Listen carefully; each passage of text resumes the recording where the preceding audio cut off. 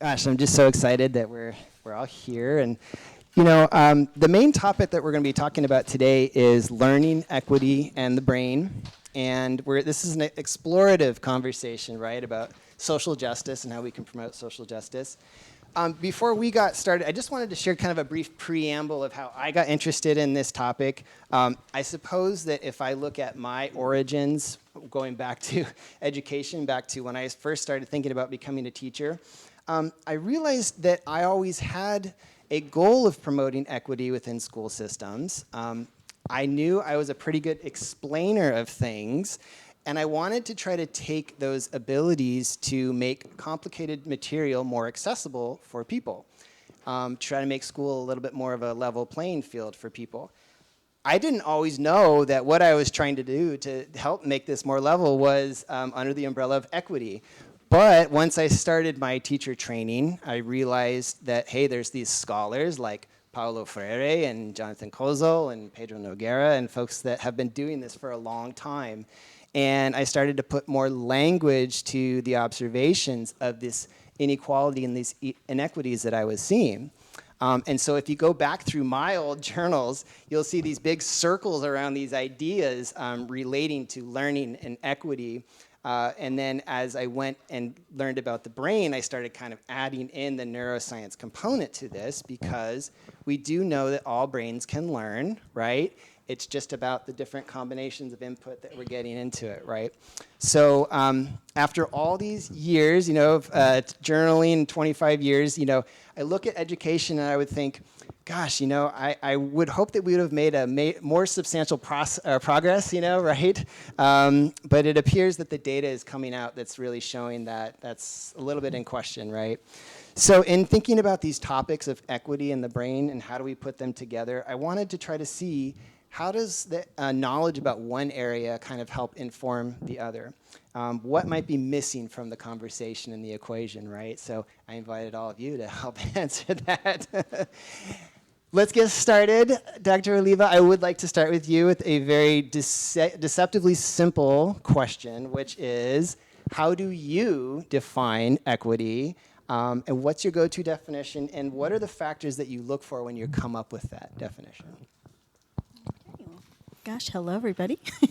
Well, when I think about equity, I think about educational equity. And I think that the definition that comes to mind as I've worked with many students and many learners over the years, that equity means ensuring that each and every student receive the support and opportunities that they need to reach their full learning potential.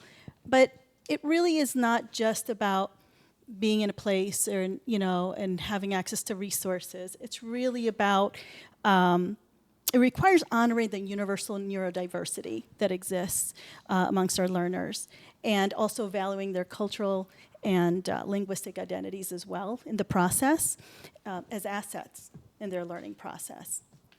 And I've come to that definition because I've worked with many children and families, and also adults that are bilingual, multicultural, and that come from very different lived experiences and who are also neurodiverse. And so I think when we think about equity, I think that also needs to be taken into consideration. Yeah, thanks for kicking us off with that. I appreciate that. So Dr. Cavanaugh, I want to kick it over to you because we were in the trenches doing the doctoral work together, and you were doing so much research about equity, and I kept seeing just the stacks of articles you were reading. It was just so thick.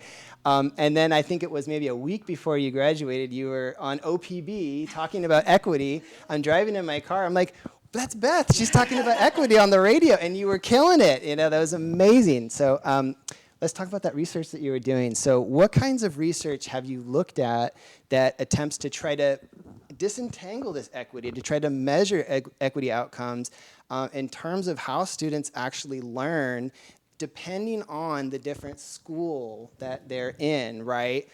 Starting kind of with the nationwide view, the indicators, and then even looking a little bit more closely in the kind of Portland metropolitan area. Oh, gosh. You're taking me back, Chris. Am I on here? Well, so a lot of the work that I'm doing now is a little bit more broad than Portland, although I focus in Multnomah County and the 6 districts that are embedded within that right now. And a lot of what we're seeing nationally, there was just in the last couple of weeks, now I'm going to forget the acronym because I have it in my notes over there, but the Nation's Report Card, how are our kids doing on academic outcomes, specifically math and reading. And we now have several years of data to look at post-pandemic, which disrupted a lot of our ability to collect data and what those trends were maybe looking like. And what we're seeing in those outcomes is not what we're hoping for, and it's not what we want for any of the kids. And in Oregon, it's even worse than the national picture in a lot of ways. The research that I was doing specifically was on, when I was looking at individual schools, my focus was on fundraising. And so that does tie back to what are the different resources available within different school communities. And I was looking at one tiny piece of that, which is what are the private dollars that parents and communities were bringing to bear within their school communities, which schools had access to those additional resources and which schools didn't within a public school system, and how did that layer in with the academic outcomes. And beyond that, the school climate issues, the sense of belonging that families and students had within those schools. So, and I will say, that policy, after how many years of work on that, was in the end of the last school year, was finally changed, and there is now a new model that does not allow individual school communities to purchase FTE within their own buildings. Wow. So that was the impact of teachers and FTE within those schools where the district is implementing a model where the needs of individual students, the populations that are being served in individual schools are taken into account to create a funding model that is hopefully attempting to level that playing field somewhat. And when you then added these private fundraising dollars, it was tipping the scales back the other way. Yeah. And so that is all very much in transition. We'll see how that all plays out as this new model is sort of developed and brought to bear. But we've got a new system happening in terms of that. So that's very exciting. Oh, that's interesting. Yeah. But well, I'll stop there for now. Okay. We'll come back. Well, thank you. I remember during your research we were chatting, and you found really big discrepancies with fundraising, Yes. and funding. And I remember talking to you. I worked at a school that raised, I think, $500,000 every year. Yeah. Versus some schools that raise virtually nothing. Right. Yes, literally nothing in a lot of cases. Yeah. Yeah. So thinking about equity, that's an interest. That's a lot to think about, right? So let's kind of keep going here. So Dr. Robb, I want to bring you in here because I'd like to try to connect this topic of equity and learning that we've been chatting about today to what we know about the mind and the brain, right? And that's our neuroeducation, our 3 lenses. So how has knowledge, your very deep, vast knowledge of neuroeducation and the theory, impacted your understanding of equity and what that means and what that looks like in education? So most of us exist in classrooms full of children. And what I know is that when a child walks into a classroom, they have the right to learn using their brain. We aren't there to change their brain, okay? We aren't there to say that they're doing something wrong. We need classrooms where teachers understand how children learn and therefore adapt what they're doing to meet their needs. What this looks like is setting up events, learning experiences in the classroom. Well, children get to use, first of all, they have agency, so they actually get to be in the picture of the classroom. But we need to create contextual, event-based learning that allows all children multiple points of access to the content. Now, what's happening in the classrooms under the dominant paradigm is, and this is not the fault of teachers because they're all let's say, just working their butts off. That's the truth. They're there because they care. They're there because they just, they really love the profession and they want to help kids. But what they're being told is that equity is, here's a curriculum, you should all do it on the same day in the same way. That's what they're being told. And that's what the dominant paradigm is saying. That is not equity. That is not equity, okay? It's understanding the learner enough to change what you do to meet their needs. It's dynamic, it shifts, it's based off kids, and honestly, it also brings in culture, because when children are agents in the classroom, they talk about their lives. Yes. They talk about their people. They talk about their travels. And we get to know them as people. And their who is validated. And that's their culture. Okay? And I have worked at some of the poorest schools in this city. And I have worked at that school that raised $500,000. Yes. Honestly, Dunaway. Yes, I did. Yes. And I will tell you, it doesn't matter who the child is. They deserve that. They deserve that. A classroom based off their needs and how they learn. And that, to me, is educational equity. Well, you've provided such a fantastic, yes.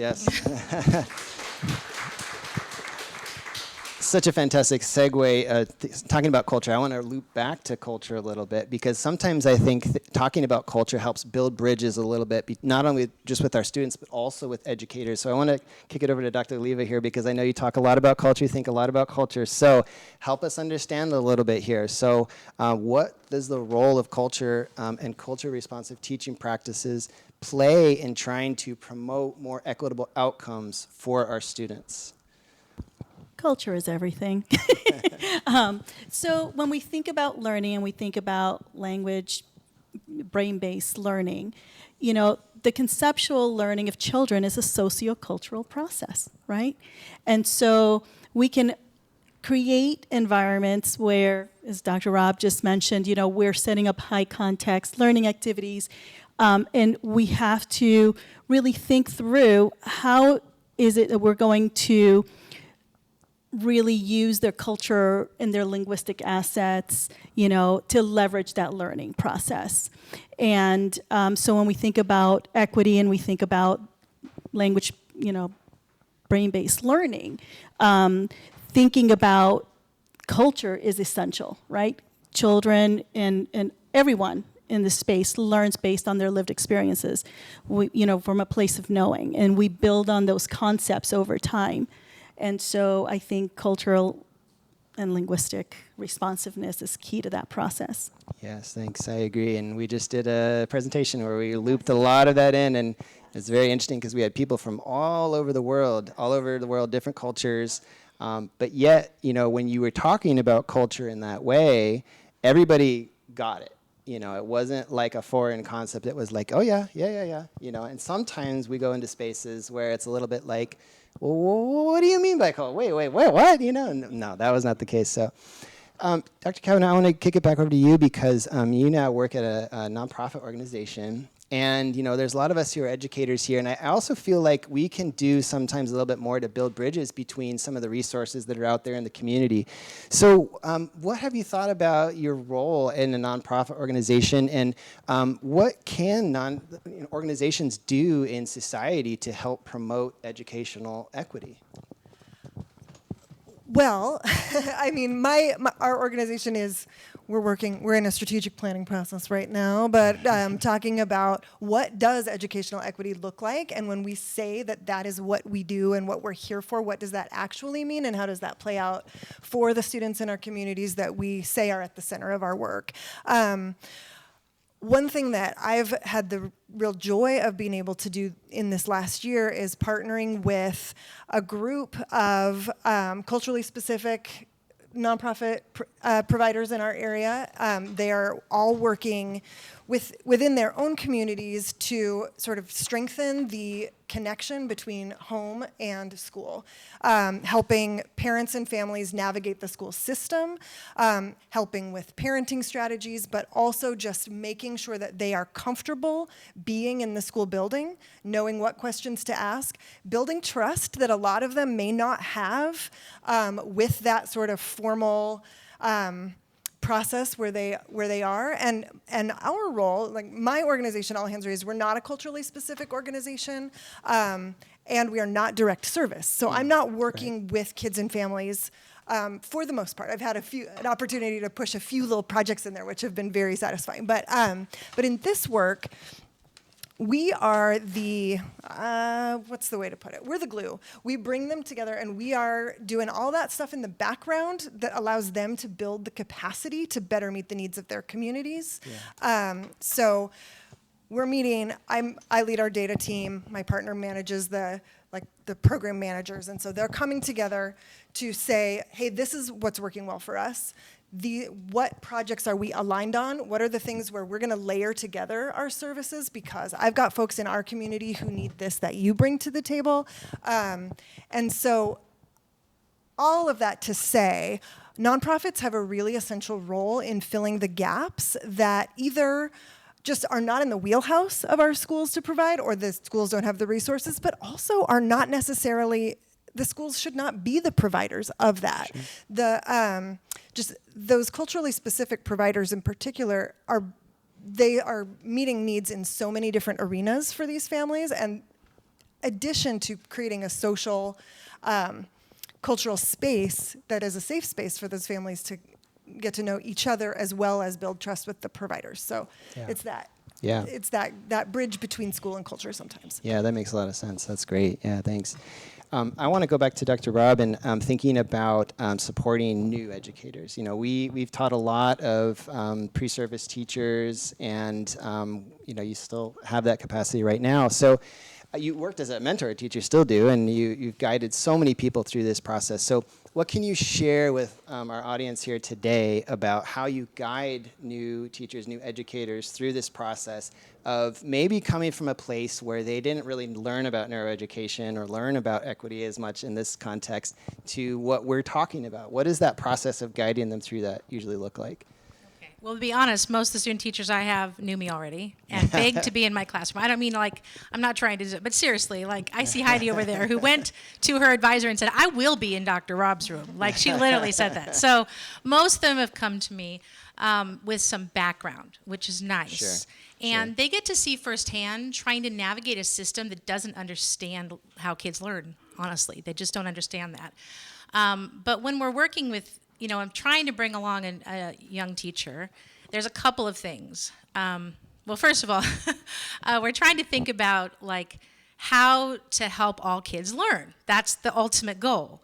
And I often try, and I was reminded once again by Heidi over there, if they're coming with this background knowledge, I give them the freedom and agency to try things with kids, first of all.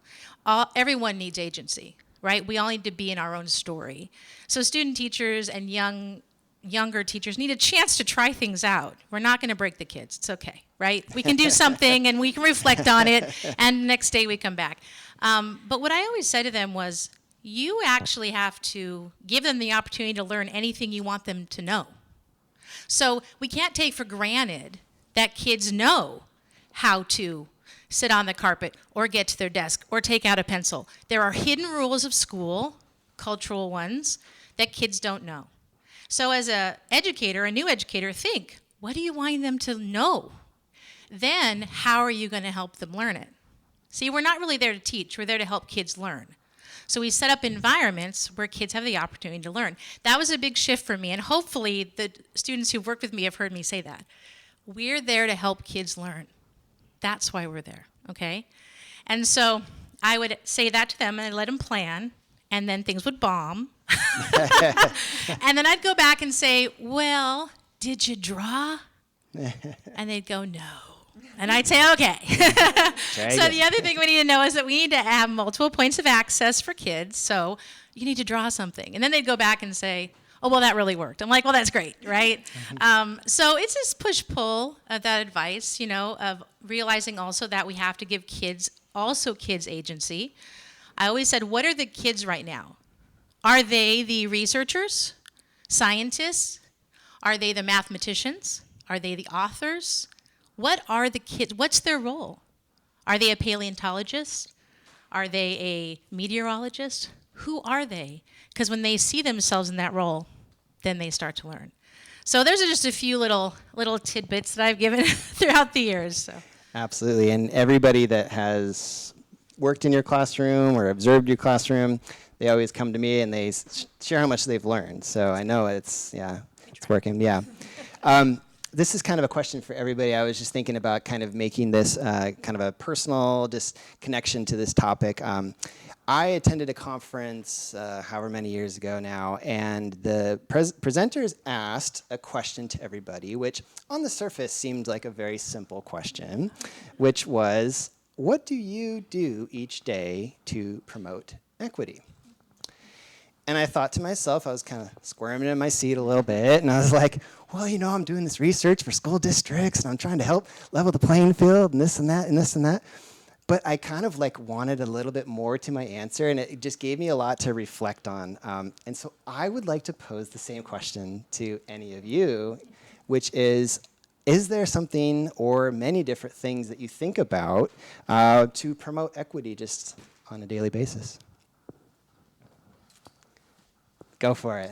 I'm going to go for it. I feel like equity and that core value of promoting equity and increasing awareness about equity runs through my veins. And so each and every day I engage in really positive engagements, like with my colleagues and with neurodiverse students, and I highlight their success, right? To make sure that all the staff that I work with, the graduate student that I have under my wing right now, can actually see the learning potential that children can have. And but also within our very complex systems, there are times that I have to put on the smile and enter into a very systemic sort of conversation with a colleague who's very grounded to the process. Who at times, that process at times conflicts with what's in the best interest of that child. And we have to engage in critical conversations about how to move forward with providing the best supports for that child that is learning in their learning process. And at times challenging the process is the way that I engage in equity work, by not being sort of the bull in the china shop, tearing everything apart, but more of inviting my colleagues into conversations that help them wonder what it would be like for a child if some of those barriers were not in place. I think it's really critical to acknowledge the system that we're working in. We're working in the system. It's in special education in particular, it's a legal system. But how we navigate and how we construct that system for each and every child matters greatly. And the collaborative work that we engage in with our colleagues, in doing so, including general education and administrators and district office even at times, also helps to expand the narrative as to what does equitable supports look like for each and every child. And it may look different because equity means everybody gets what they need, not the same. Right.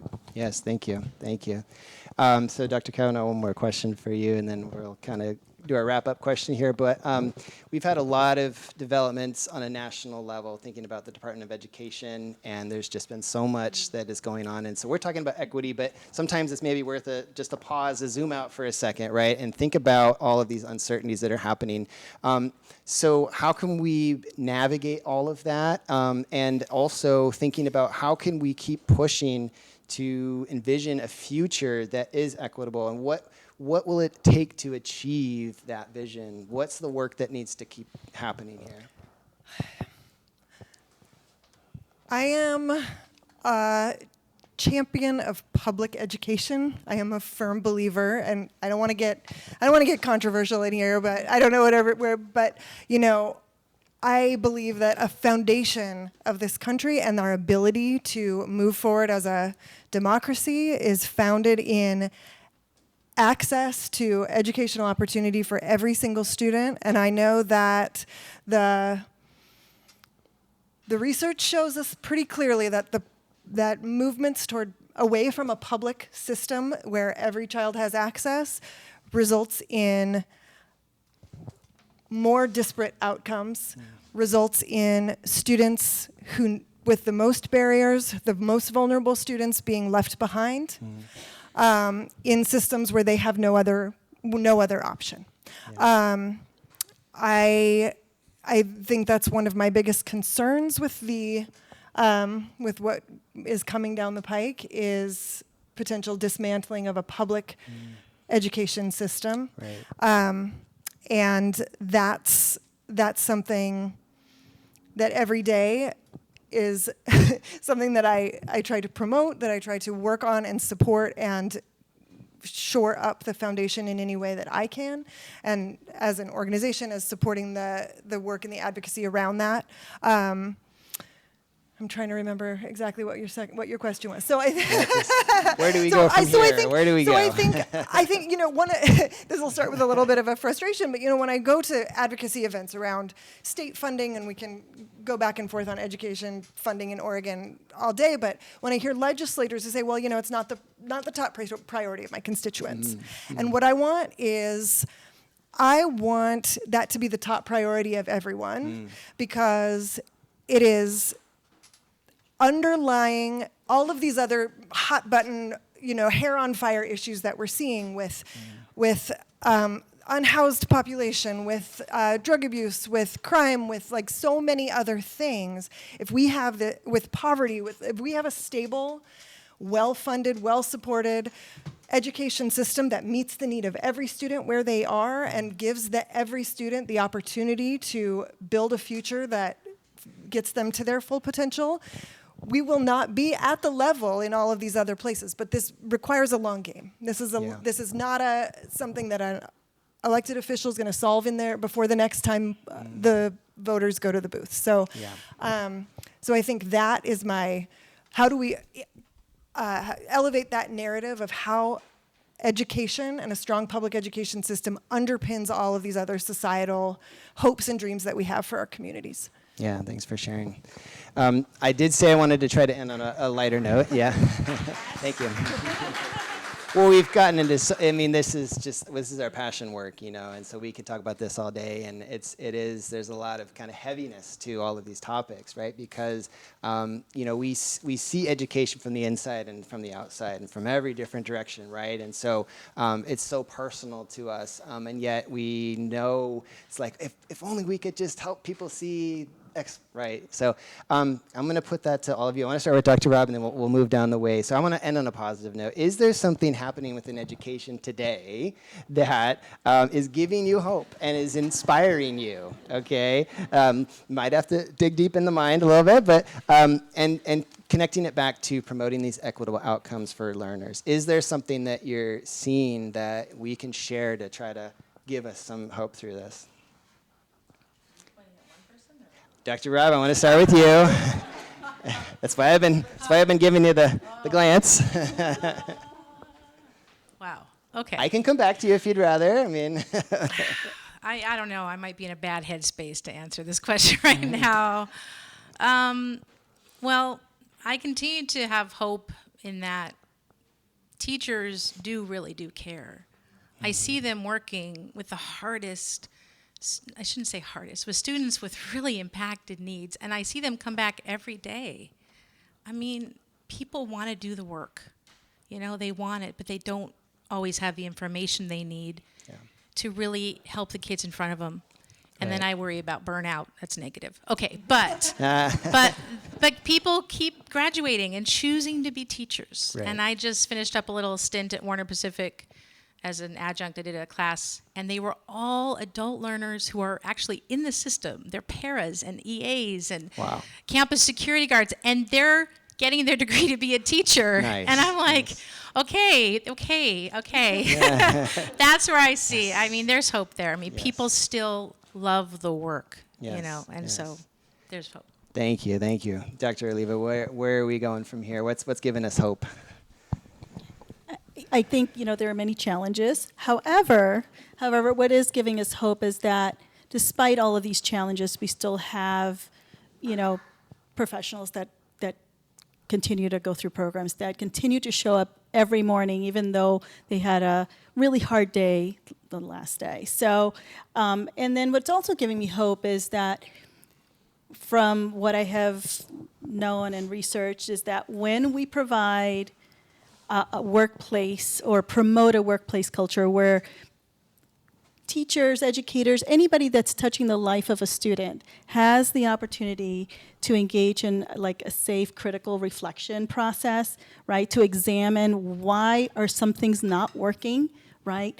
Then it gives me hope that there's this curiosity that's beginning to bubble up and saying, you know, we've been given the curriculums, all these things have been evidence-based, adopted, you know, approaches. However, we don't see our students learning and growing as we would expect. And so now what? The now what question that comes into their mind opens the door for us to kind of help explain what might be the next step and engage in a really pro-social, really positive, optimistic, you know, it's like there's more to know. You know, there's just so much more. We just, you know, and so giving them hope in that sense really, and also with emerging professionals at university levels who are doing practicums or internships or externships, that, you know, helping them understand that there's a different way to approach the work from a brain-based and language perspective gives me hope. Thank you for sharing. And Dr. Cavanaugh, you gave us a lot of heavy stuff, so let's lighten it. What's giving you hope? How do we lighten this here again? I feel like it really connects to what Dr. Oliva said around that what next piece. And in a lot of the data collection work that I've done, I've seen a real shift that gives me hope around the centering of student and family voice and the sort of encouragement and welcoming of qualitative research in terms of what is behind these outcomes that we're seeing and helping us ensure that we are solving for the right problem because we know what barriers students and families are facing and what strengths and skills families and students are bringing to the table that don't show up in a reading test score. And so that we have state requirements now for districts to include qualitative responses as part of their assessments of how they're doing. We have surveys of student belonging and surveys of student connection to the adults in their building that are moving past the pilot stage and being more widely adopted as something that we look at alongside these traditional lagging indicators that show us, oh, well, they're not attending. If we don't know why they're not attending, then we can't get them to be there and connecting. So that gives me hope. Absolutely. And every time you said the word qualitative, I'm such a nerd that I just got so excited. I love qualitative. Oh, yes, qualitative, yes. More qualitative, because I did my dissertation on that, and I just love it. So, you know, we could talk for hours. We could talk all night, and thank you for being here today. But as we're wrapping up, you know, there's just a question that comes to my mind as we think about this work within education, because as we've alluded to, this work is not easy, okay? And it's not always easy to try to advocate for something like neuroeducation when folks don't always know what it is, right? So why is it that we do what we do? Why do we put in all the hours? Well, not to speak for everybody, I'll speak for myself, but you know, ultimately it's to help kids learn, okay? We have these new exciting methods, and we are trying to promote this knowledge about the field. I've had people ask me over and over again, you know, Chris, you're just so busy. Why you work so hard? You know, why do you do all of this? And I just wanted to share from a personal perspective that when neuroeducation becomes infused into teaching and learning in any space, if that's a classroom or if that's one-on-one, that is really the thing that I have seen that promotes equity the most, because it unlocks learning to happen in every single one of those kids. And oh, by the way, that learning looks different in every single one of those kids because they're making different mental pictures, different ideas, right? So hopefully neuroeducation, you know, I would like to keep moving us into the future, right? So we can make some progress on supporting equity and social justice. So thank you all for being here today, and please put your hands together for our panelists today.